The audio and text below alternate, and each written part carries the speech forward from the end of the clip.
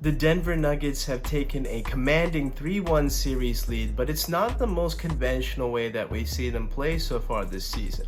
In the fourth quarter, Nikola Jokic picked up his fifth foul with about 9 minutes left to go. Him and Bam Adebayo were jostling for position on the block, and Bam sold some contact and promptly caused Scott Foster to call that foul. So Nikola had to sit for a considerable stretch in that fourth quarter with them up 10 points. Miami went to Jimmy Butler and they took advantage of some matchups with some smaller guards like KCP and Jamal Murray, some bully ball, for example, and they cut the lead to 5 points. And you're thinking, this is Miami's chance to make this a series. If you take advantage of Nikola being out for the fourth quarter, you have a series now with it being 2-2. After that and one conversion by Jimmy Butler, Mike Malone called a timeout. And these are key things that we see in coaching known as after timeout plays, or ATOs.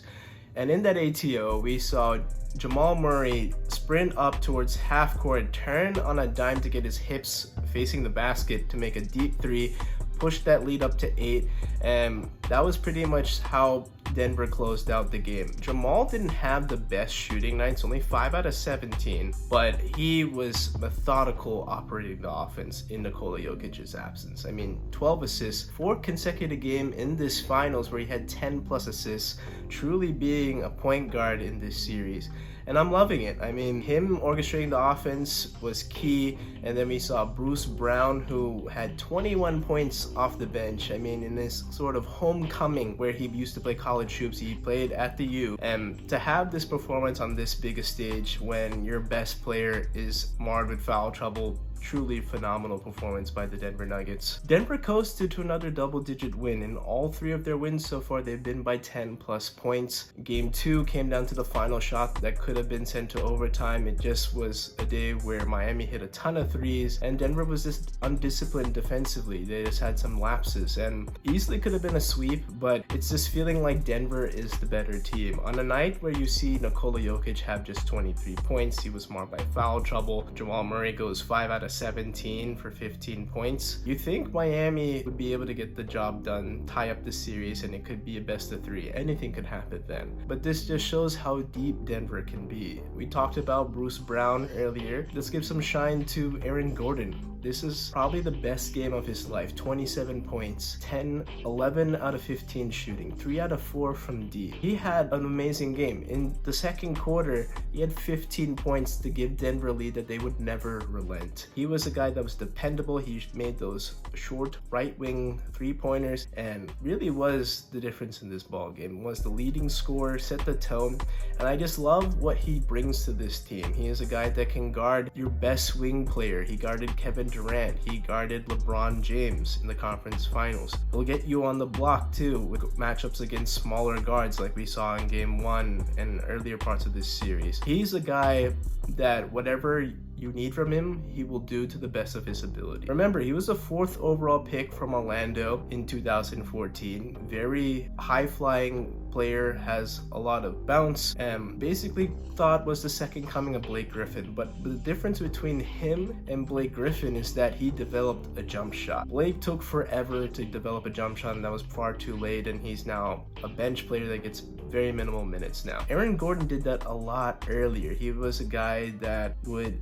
get dunks and make cuts. And remember, in 2016, he was actually the runner-up in the dunk contest, robbed by Dwayne Wade, who gave him a 9 on a phenomenal dunk. Maybe this is his way of getting some revenge against Miami. Nonetheless, I just love Aaron Gordon's game. Whatever you need from him, he'll do. This is the best time to have the best game out of your life. I'm just really happy to see that Aaron Gordon is doing this and is a key part of a potential championship contender. It's probably too late, but some adjustments I'd like to see out of Miami would be getting some more minutes for Duncan Robinson. In 2 games now, we've seen Max Strus provide donuts. He had 0 points again in game 4, just not being much of a factor. I don't know if it's just a slump or his confidence is down, whatever the case may be. He's just not doing it, and that's just not enough on his part. I think the best thing now is to get Duncan Robinson at least some more minutes. Maybe not bench Max Strus, but at least give more of those minutes to Max Strus, to Duncan Robinson, because now he's more than just a catch and shoot guy from 2020. He can make cuts to the rim, finish. He has a little 10-foot floater that I really like to see out of him, so he can have the ball off the dribble as well. I think this is a kind of a rebirth in his career, because in the last 2-ish seasons, he's fallen off from what he saw in the bubble in 2020. Also, Gabe Vincent, as the series shifted to Miami, hasn't been playing too well. I don't know if that's just the lingering stuff due to the ankle injury in the conference finals, but when he was off the court, we got to see more minutes out of Kyle Lowry, the veteran point guard, who was originally their starter for much of the season before he got hurt in February. I don't know if maybe you'd switch the lineup there, because right now it's an elimination game. You just throw the kitchen sink at Denver, try to do whatever you can. I would be more tentative to bench Gabe Vincent versus Max Strus. I think you definitely bench Max Strus for Duncan Robinson, but either way,